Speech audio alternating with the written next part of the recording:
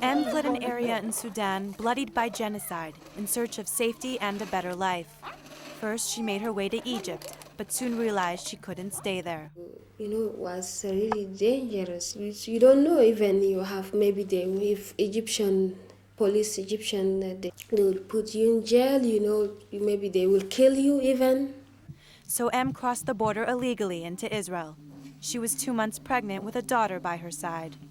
They wandered through the desert for a day and a half until an IDF patrol picked them up.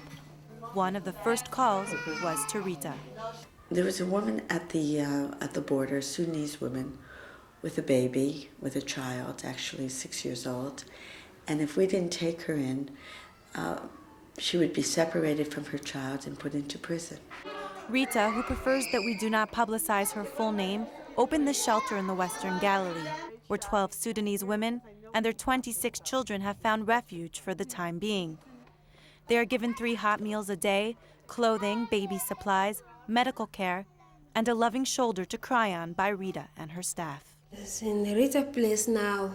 For me, my children, no problem because I am safe and I am eating and I am sleeping. And when I am sick, they took me to the doctor and it's fine. But still also you don't know what's gonna happen for you. Q didn't know what to expect when she fled Egypt with her 3 children. All Q ever knew was what her government had told her, that Israel was the enemy. I don't care about if he's my enemy or my home enemy. I don't care about that. Just I want safe for my family. So if you run out, you see a heart or fire in your back.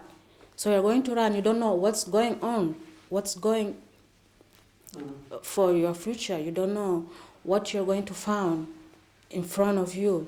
Just you run, and if you find there is good, it's good. If you find there is bad life, what you're going to do.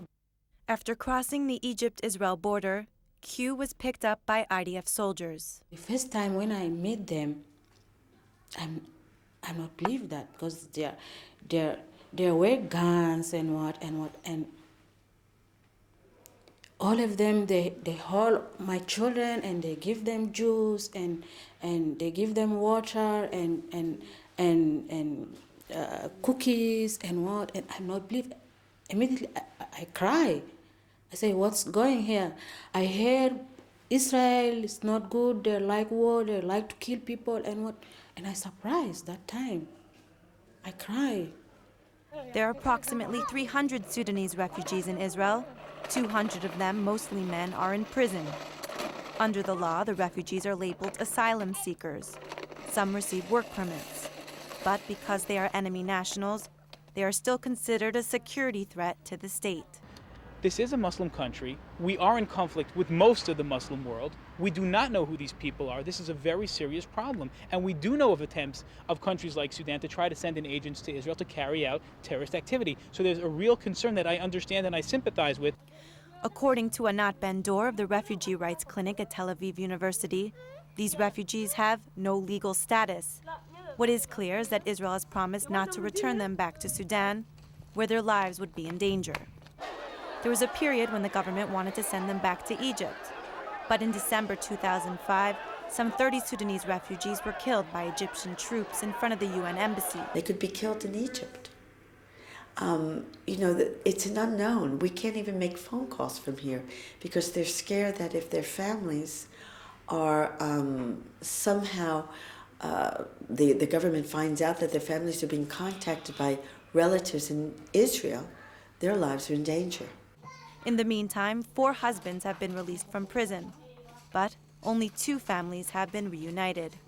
The rest remain separated, unsure about their future. So far, your husband has been released from prison. You had a daughter. Things seem to be getting better for you? Yes, I think so.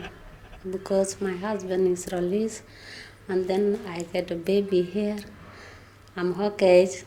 But I think I will be okay, I hope. But I don't know the future. I don't know.